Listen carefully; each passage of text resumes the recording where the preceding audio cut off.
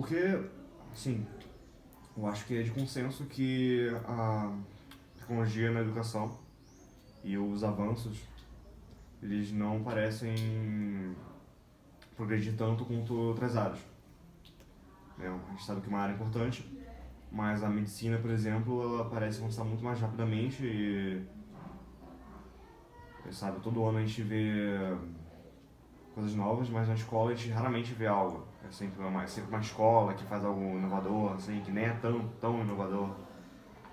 Então, por que você acha que a escola tem... Não a escola, mas por que a gente não muda esse sistema de educação, sabe? Para a gente entrar nessa tua pergunta e entender por que a gente não muda o sistema de educação, acho que a primeira coisa é a gente tentar entender por que esse sistema de educação é da forma que é, por que a gente construiu ele dessa forma, né? E se a gente analisar a sociedade em termos mais amplos, né, os processos sociais, a gente vai ver que desde o momento que a gente nasce, antes disso, né, a gente já quando a gente chega no mundo, a gente já chega no mundo que ele está num processo de transformação, né? Então, vida, estar vivo, é estar num processo de constante transformação. Estar inserido numa sociedade é estar vivendo um processo de constante transformação. Só que esse processo de transformação ele tem alguns aspectos, né? Como tudo aquilo que muda, nesse processo de mudança há também um aspecto que deve ser conservado, para que nesse processo de mudança, essa mudança não seja completa e, vamos dizer assim, que as coisas se percam. Então tudo que muda, muda, mas não muda completamente. A gente está sempre mudando algo e nessa mudança a gente conserva algo também. Então a vida funciona basicamente nesses dois aspectos. Um aspecto que conserva, que tem, e eu poderia falar nisso no sentido mais de corpo e alma, por exemplo, no sentido mais humano da coisa, né? O nosso corpo tem uma tendência a querer conservar, a preservar a espécie, e esse nosso outro aspecto mais abstrato, que algumas pessoas vão chamar de alma, por exemplo, tem uma tendência a querer transformar as coisas, a querer transcender, a querer muitas vezes transgredir, né? Para mudar, para evoluir. Então existem esses dois aspectos. E onde é que a escola entra nisso tudo? A escola, até onde me parece, embora no discurso, né, reine um discurso de que a escola existe para transformação social, para mudar a sociedade, para que a gente viva num mundo melhor, né?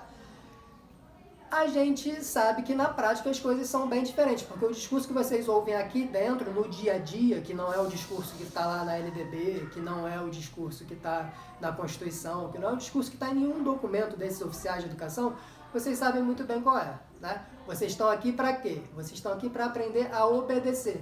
Vocês estão aqui para aprender a chegar na hora certa. Por quê? Quando vocês chegam atrasados, qual é a justificativa que vocês ouvem quando vão ganhar uma ocorrência, alguma coisa assim? Ah, mas quando estiverem lá na frente no emprego, trabalhando, vocês vão precisar chegar na hora. Não é? Então, a escola, num sentido mais prático da coisa, e mais honesto mesmo, falando assim, né, ela tem esse papel de controle social. Esse papel de adequar as mentes, e não só as mentes, mas principalmente adequar os corpos. Adequar os corpos a viverem num ambiente de trabalho que a gente sabe também que não é um ambiente dos mais naturais, para não dizer nem que ele não seja humano, né? O nosso corpo físico mesmo aqui, a minha estrutura física, ela não foi feita para o confinamento, né? A gente, como ser humano, como seres livres que somos, nós fomos projetados para a liberdade. O nosso corpo não foi feito para ficar enclausurado aqui, tanto que uma das maiores penas aí da vida é o quê? É a pessoa ser presa, né? Das coisas mais horríveis que pode acontecer na vida de uma pessoa, ela perde a liberdade, ela vai ser confinada lá numa jaulinha, e aquilo ali é das coisas que as pessoas mais têm medo na vida, né? Por outro lado, desde pequeno a gente é trazido para cá, para esse lugar, para aprender a lidar com essa falta de liberdade. E por que a gente não pode se expressar livremente aqui? porque a gente, quando tiver mais lá na frente, vocês, quando tiverem mais na frente lá no mercado de trabalho, vocês vão estar não trabalhando, muito provavelmente vocês não vão estar trabalhando com aquilo que vocês escolheram, com aquilo que vocês gostam, com aquilo que vocês já gostavam de fazer quando vocês eram pequenos, com a coisa que vocês amam, né? A gente sabe que pouquíssimas pessoas têm essa oportunidade de fazer aquilo que gosta da vida e se realizar fazendo aquilo que gosta. A maior parte das pessoas acabam fazendo o quê? Seguindo escolhas, seguindo caminhos que já estavam pré-determinados, né? Que não foram elas que escolheram. E para viver uma vida desse tipo, uma vida que está sempre atendendo à expectativa de alguém que não sou eu, é preciso uma doutrinação, é preciso um adestramento muito grande. Porque a gente, naturalmente, a gente não faz isso. Naturalmente nós somos livres, naturalmente nós vamos buscar a liberdade, a gente vai correr atrás da nossa vontade, a gente vai correr atrás daquilo que faz com que a gente se sinta vivo. Esse é o nosso caminho natural. Se deixar a gente vivo sem uma instituição que a gente seja jogado dentro dela, que desde pequeno vai dizer pra gente tudo que a gente tem que fazer, cada um aqui construiria o seu caminho de maneira autônoma, interdependente, obviamente, né? Autônomo não quer dizer independente, mas interdependente. E assim haveria uma multiplicidade muito maior de caminhos e de maneiras, de formas de se realizar.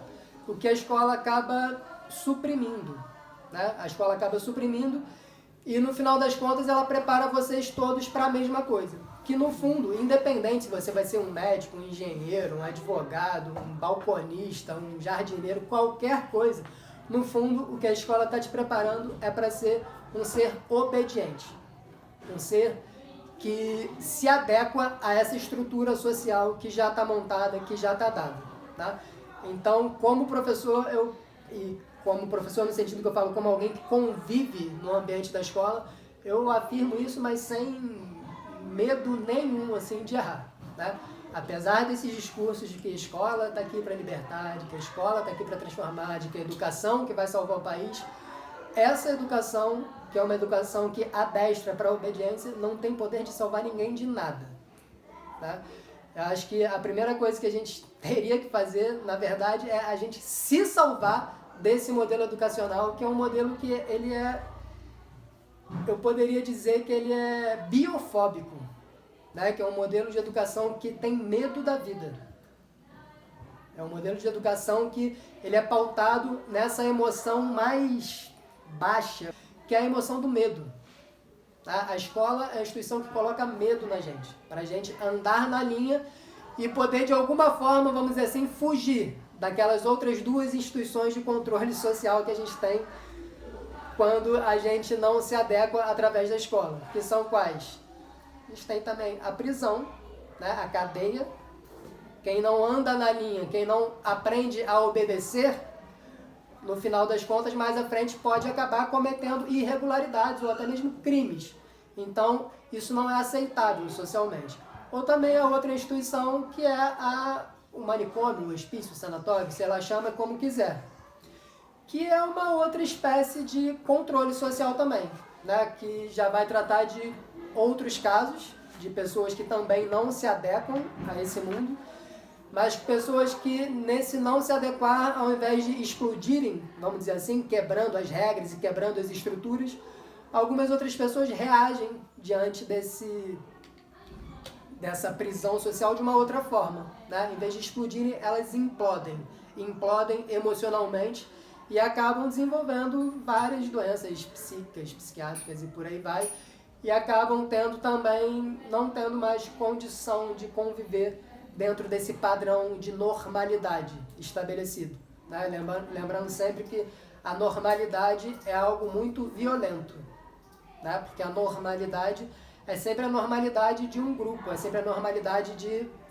Não é uma normalidade, a gente não consegue falar numa normalidade absoluta. Né? Quem é o normal? Eu não sei quem é o normal. Né?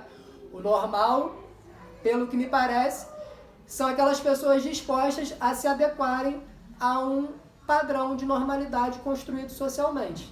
E aí? Todo mundo está disposto a isso? Vocês estão dispostos a isso? Quem não estiver disposto a isso, faz como? Tem lugar dentro da escola para quem não está disposto a isso? Para quem não se enquadra nessa sociedade, nesse mundo? Isso é muito importante, a gente perceber, porque a gente não está falando de uma sociedade qualquer. Né? A gente não está falando de um mundo qualquer. A gente sabe que a gente vive num mundo, que a gente vive numa sociedade que é extremamente injusta, que é extremamente cruel muitas vezes, que é perversa. Então, quando a gente fala de uma instituição que faz a gente se adequar, se moldar a essa injustiça toda, a essa perversão toda, me parece que a escola está fazendo um papel contrário àquele que ela se propõe na teoria. Então, me parece que a grande questão na escola hoje é que há uma espécie de uma esquizofrenia, né? Entre aquilo que se fala, entre os discursos, né? Você pega o discurso de qualquer professor, né? O professor vai falar, pô, a educação, os alunos, eles têm que salvar, e o país só vai mudar. Mas parece que falta um pouco de reflexão. Como que vai mudar? Como que a gente vai mudar? Como que a gente pode esperar mudar alguma coisa se a gente está há mais de 2 séculos repetindo, fazendo a mesma coisa? Como é que a gente pode esperar qualquer resultado diferente se a gente não está disposto a alterar processos? Né? E, infelizmente, a escola que a gente tem hoje ainda é essa. É uma escola focada só no resultado. É isso que importa, vocês sabem disso, vocês vivem isso.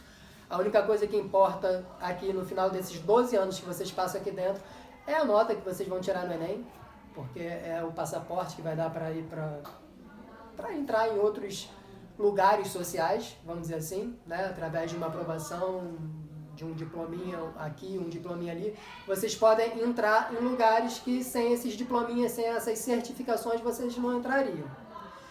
Então, pouco importa se vocês estão aprendendo ou não. Pouco importa se vocês estão se desenvolvendo como pessoa, se vocês estão se realizando, se vocês estão sendo felizes ou não, né? E é muito, muito, muito complicado isso, porque vocês passam muito tempo aqui, muito tempo da vida de vocês, e ninguém, ou quase ninguém, poderia dizer que eu acho que é uma questão que realmente não passa na cabeça da maior parte dos professores. Será que os alunos estão sendo felizes? Como será que os alunos estão lidando com as angústias da vida? Será que os alunos estão preparados para fazer escolhas? Como é que os alunos lidam com as emoções? Não, pouco importa. Só importa a nota que você tirou em matemática, a nota que você tirou em física, e a nota, e a nota, e a nota, né? E a tal da aula também. São as duas coisas, é o bipé, né, onde a escola se estrutura. Tirando todos os discursinhos idealizadores da escola, na prática o que a gente vê aqui é que escola é basicamente 2 coisas, aula e prova. Tanto é que qualquer coisa que for feita na escola é um temor, não, porque aí vai tirar a aula do outro professor, é porque aí não pode, porque não vai ter aula, não sei o que, não, mas nesse dia tem prova. Né? Então mexeu na aula e mexeu na prova, a escola não sabe mais existir. O que mostra pra gente que a escola precisa, né? Existe uma urgência muito grande nessa transformação desse modelo.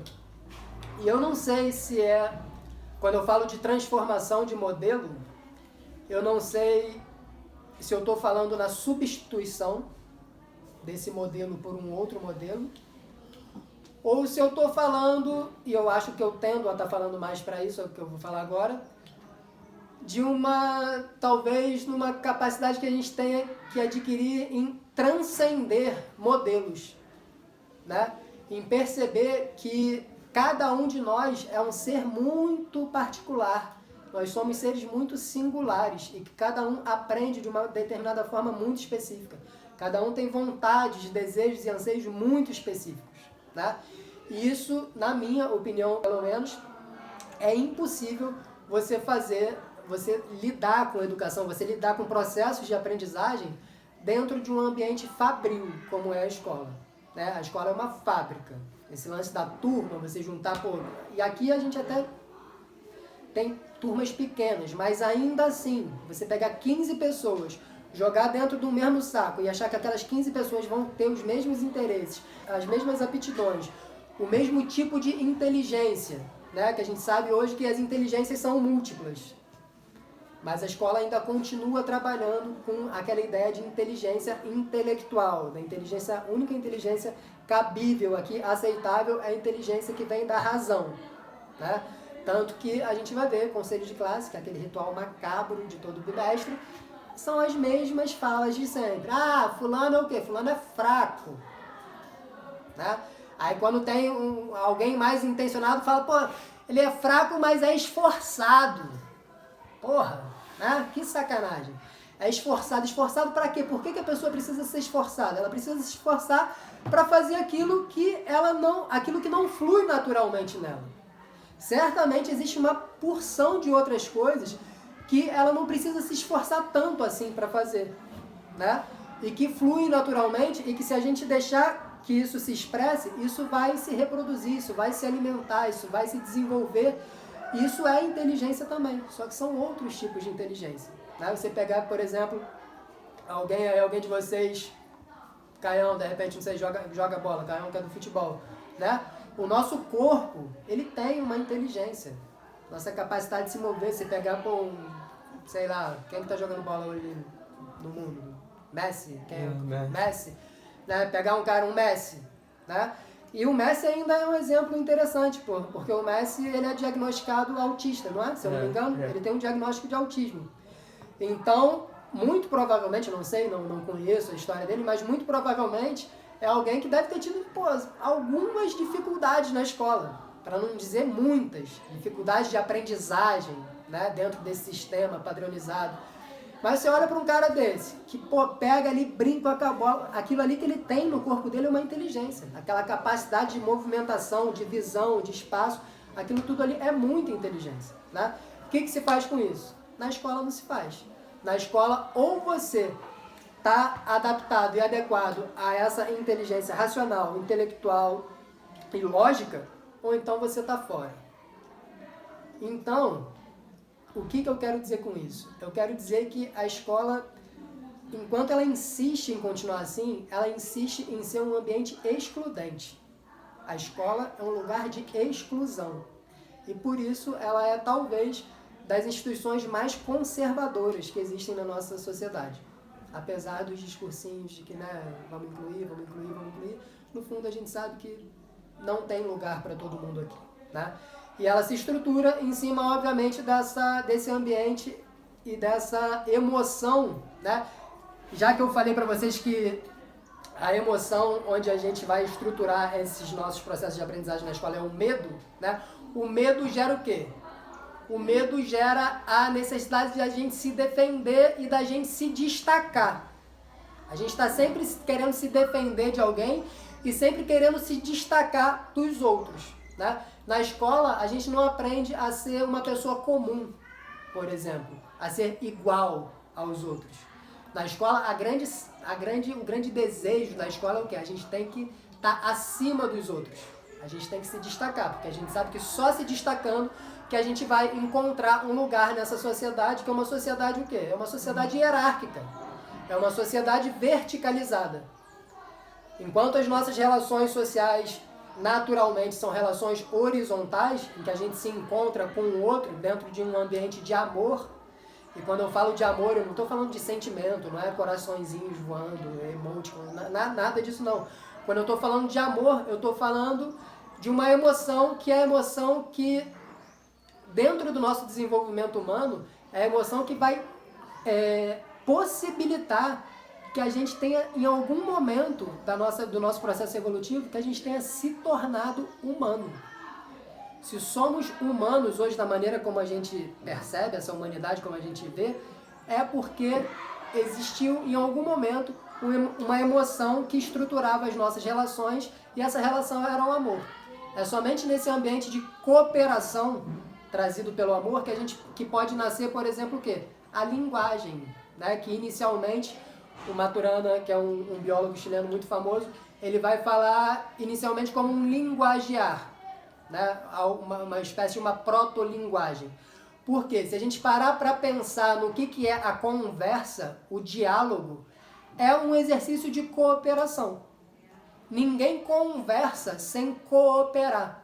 Existe todo um código, existe todo um conjunto de códigos e de acordos quando a gente está conversando, né? Sobre o significado das coisas, sobre o significado das palavras, e especialmente um acordo emocional. E a gente sabe isso, quando pessoas não estão dispostas a conversar, não há conversa que se estabeleça. Quando não há uma emoção que incline as pessoas para o diálogo, não tem argumento racional que demova alguém da sua opinião.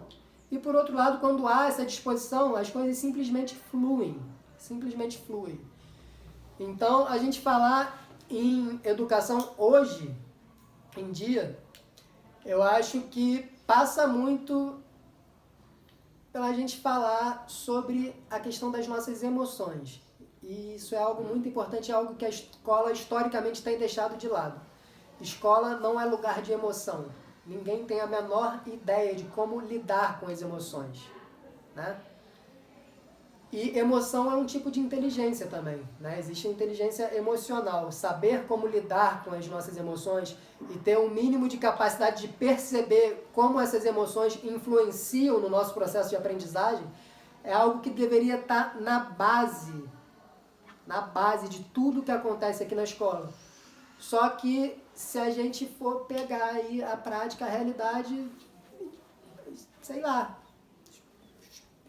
os professores mesmo, né? E aqui sendo bem claro, que é de onde a gente espera que venha alguma coisa, sei lá, que venha, né? Os professores de alguma forma têm um papel importante na escola, embora não seja o mais importante. O papel mais importante na escola é o papel de vocês, os alunos. A escola, ela só existe por causa do aluno, para o aluno. O aluno é a única razão de existência da escola. Mas, ainda assim, o professor tem sim um papel muito importante e fundamental na escola. Por quê? Porque, teoricamente, pelo menos, deveria ser alguém que tem uma maior experiência, alguém que já caminhou um pouco mais do que vocês, e por ter caminhado, por estar familiarizado com processos de aprendizagem, então o professor ele se tornaria apto a contribuir com o processo de aprendizagem do outro. Só que quando a gente para observar, a gente vê que a maioria dos professores, infelizmente, não sabe nem que se emociona, não sabe nem que existe uma coisa dentro dele chamada emoção. Quanto mais conseguir perceber como essas emoções influenciam no processo de aprendizagem dele, e quanto mais compartilhar isso com o outro que está chegando agora. Então, essa história de soluções para a escola, soluções para a educação, sinceramente, eu não acredito em nenhuma solução empacotada, em nenhuma solução do tipo... E aqui eu tenho que tomar muito cuidado com isso, né? Porque eu também não estou querendo dizer que essas coisas não possam ser úteis e não possam ajudar em algum momento, não possam ser muito benéficas, mas eu acho que dificilmente resolve, né? E do que eu estou falando? Coisas do tipo política pública, né? Óbvio que a gente precisa de políticas públicas para a educação, a gente precisa repensar esse modelo, a gente precisa dialogar sobre escola, a gente precisa pensar qual é a escola que a gente quer, a gente precisa pensar a coisa num sentido mais macro, né? Mas me parece que nada disso pode ter aplicabilidade ou algum resultado minimamente plausível se não houver uma reforma interior, uma reforma individual. É isso, se eu não consigo entrar em contato com as minhas emoções, se eu não consigo observar, ter um mínimo de capacidade de observação do meu processo de aprendizagem, de perceber como eu aprendo, como é que eu vou conseguir estar disponível para ajudar alguém com os processos de aprendizagem dele ou dela, né? Não dá. Eu não tenho noção nem do que eu estou fazendo. O máximo que eu vou conseguir é o quê? É reproduzir conteúdo. É pegar aquilo que enfiaram goela abaixo de mim, né? Seja na escola ou na faculdade, conteúdos que eu absorvi, e eu vou pegar aqui e vou ficar reproduzindo, né? Então a escola, no final das contas, acaba sendo só isso, uma fábrica de papagaios, né? Fica todo mundo papagaiando para todo lado, e aprender mesmo, no final das contas, vocês saem daqui, vocês sabem disso, vocês vão se formar no 3º ano, e vocês, tenho certeza absoluta, porque é sempre assim, vocês não vão se lembrar de nada, ou praticamente nada daquilo que vocês teoricamente aprenderam aqui. O que vai ficar registrado, isso sim, no corpo e na alma de vocês, é aquilo que vocês experienciaram aqui dentro. Né? São as relações. É aquilo que, sei lá, de repente a primeira namoradinha, né? Aquela sacanagem, aquela brincadeira na hora do recreio, como vocês se divertiam, de repente uma amizade muito maneira. Esse tipo de coisa. Né?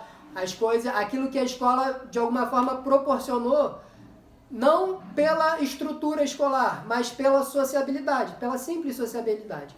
E aí quando eu falo disso de sociabilidade, eu não estou falando que a escola é o único lugar onde a sociabilidade é possível. Porque tem muita gente que acha isso, né?